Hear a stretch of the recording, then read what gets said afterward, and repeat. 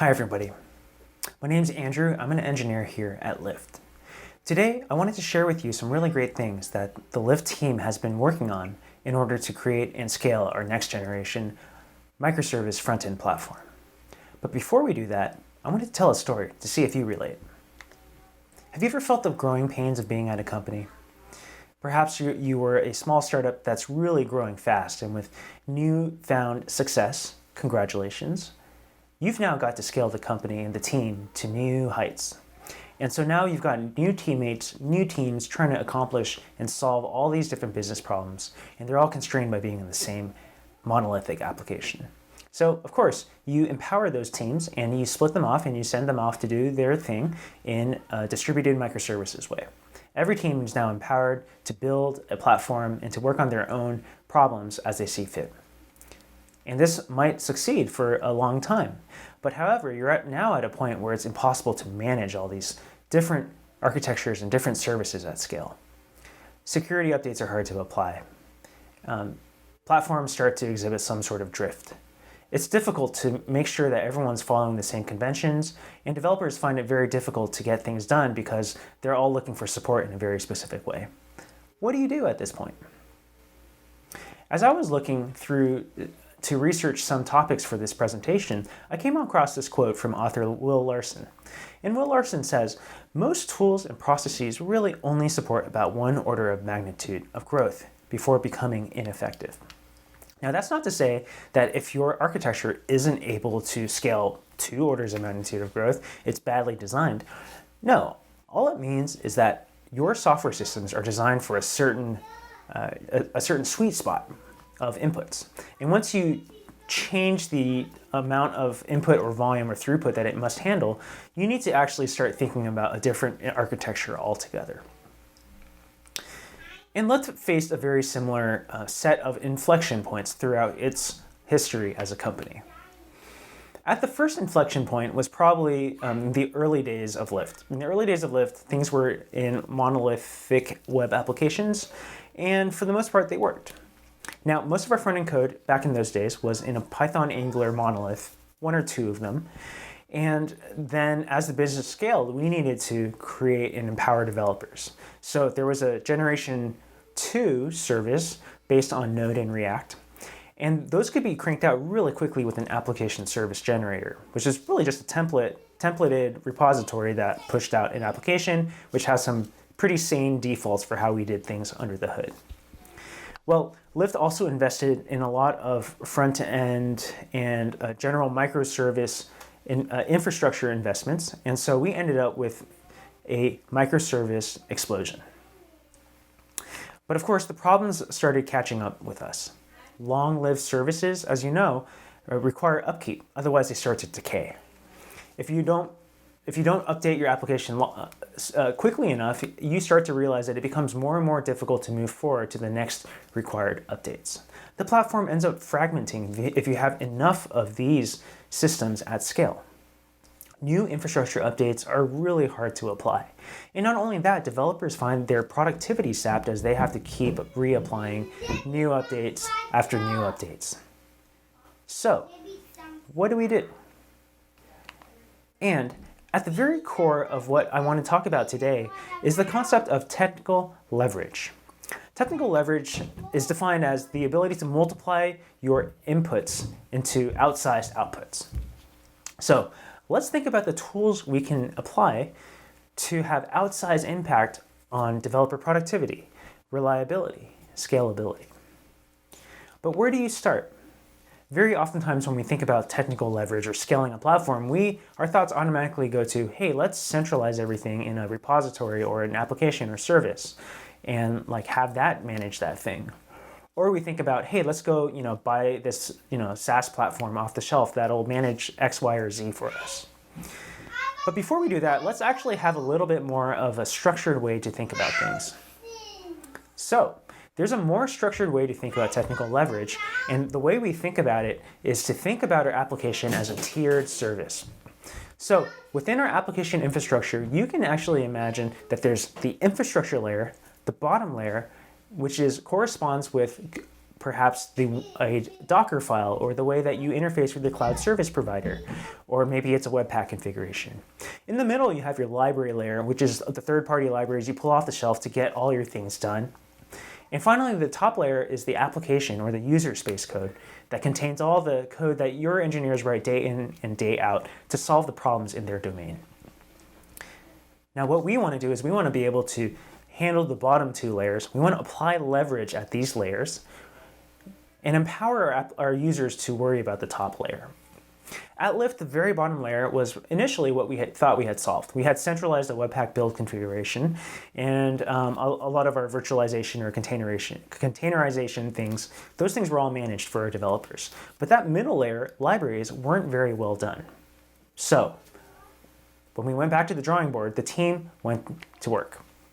We created a Generation 3 service called Lyft Service. This would be our next generation platform. And these three principles are our guiding principles. Number one, we stand on the shoulders of giants.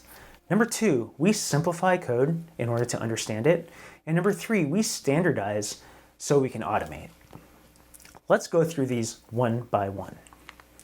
First, we stand on the shoulders of giants. Our developer platform team evaluated a bunch of candidates for our next generation platform, and we landed on Next.js. What we liked was that Next.js had a great opinionated architecture, and it was solving so many of the things that we wanted to solve. Things like the build configuration, static site generation, server-side rendering, AMP pages, code splitting, dynamic imports. These were all problems that we were already sort of solving, but not yet fully, as engineers at the edges of the organization had done so on one-off sort of instances, but they hadn't reintegrated them back into the system. But when you build on a community-oriented product like Next.js, you get to take on their momentum. And so now we're actually able to focus on other things rather than having to maintain our own internal architecture. Second of all, we simplify to understand. So one thing that we got by going to Next.js was the philosophy of choosing convention over configuration. This actually has the effect of simplifying our application by allowing us to delete a lot of boilerplate code. Here's an example. With Next.js applications, we have a file system router. It's one of the most distinct marks of a Next app. And depending on where you put a file in the file system, its path structure mirrors the URL structure of the route that it serves. It's a really powerful idea, and it allows us to delete a lot of our React router code. Additionally, there's conventions around getting server-side data and passing that over to React.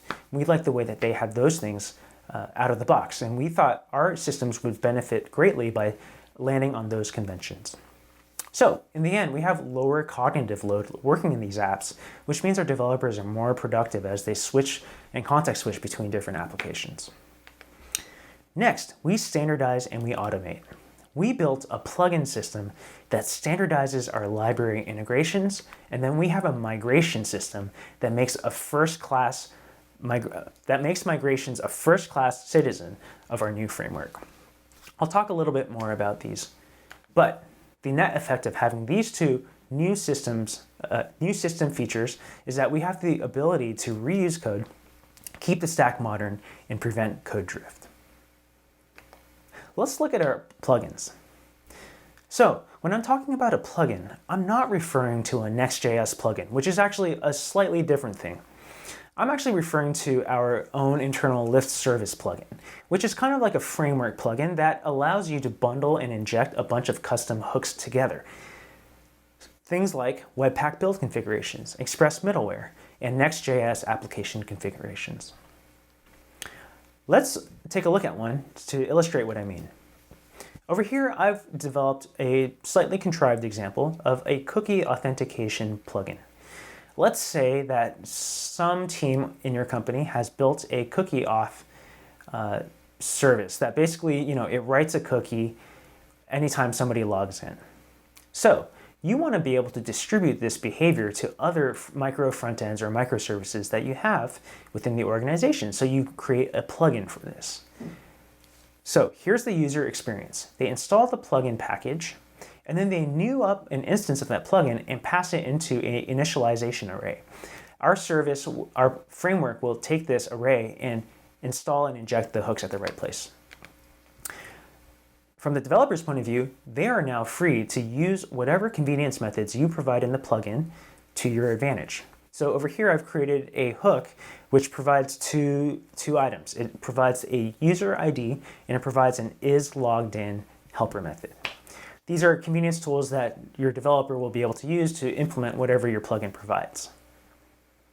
Notice here that there is no mention of the internal guts of this plugin. You don't have to know if there's express middleware involved.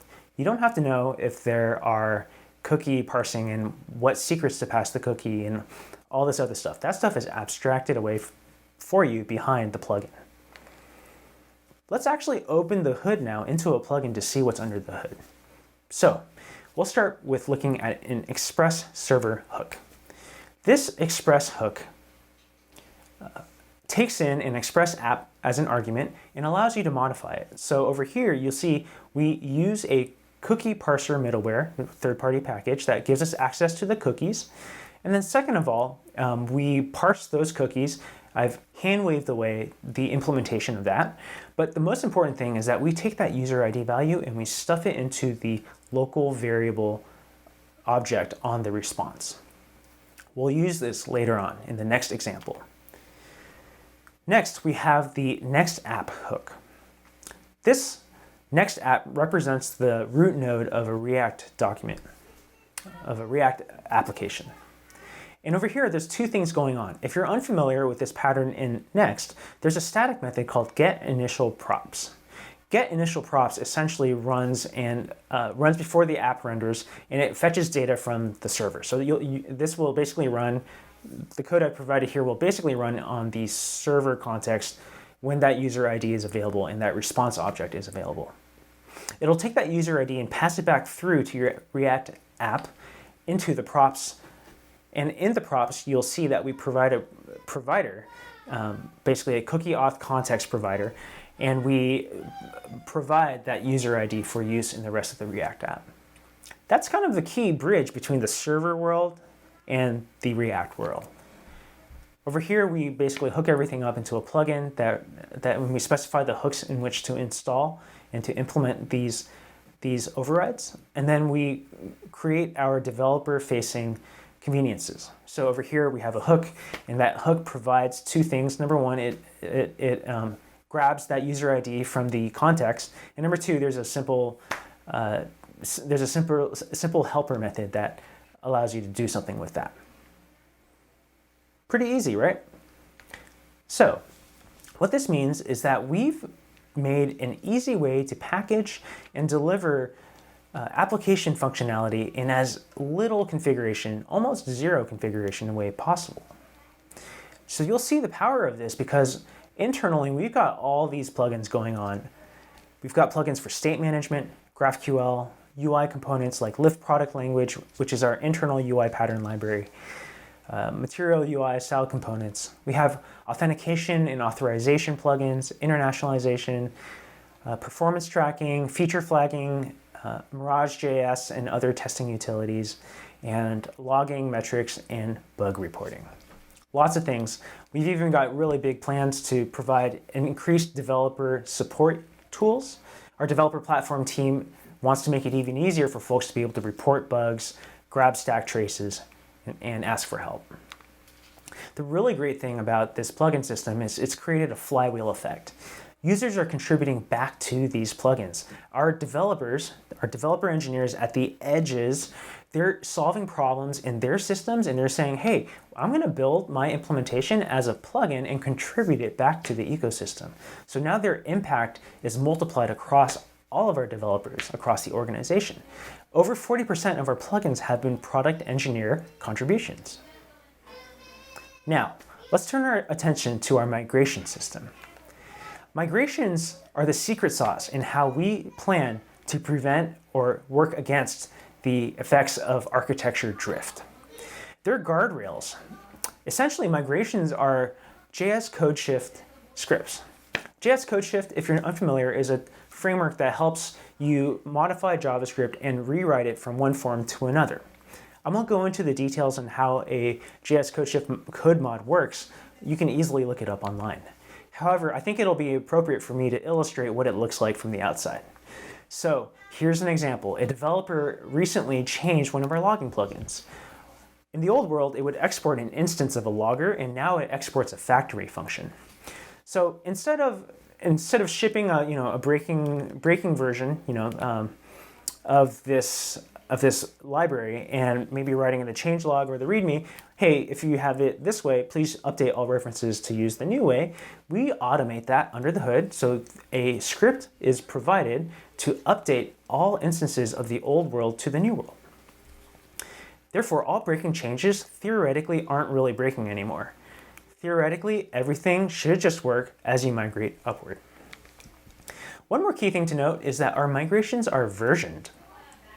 So that means that every migration corresponds with a specific package or platform version that it was introduced at. We store the state of the latest migration that you run. So if you run a migration for a certain package at a certain point, we know that the next time you upgrade, we only need to run the next upgrade for the version ahead of you.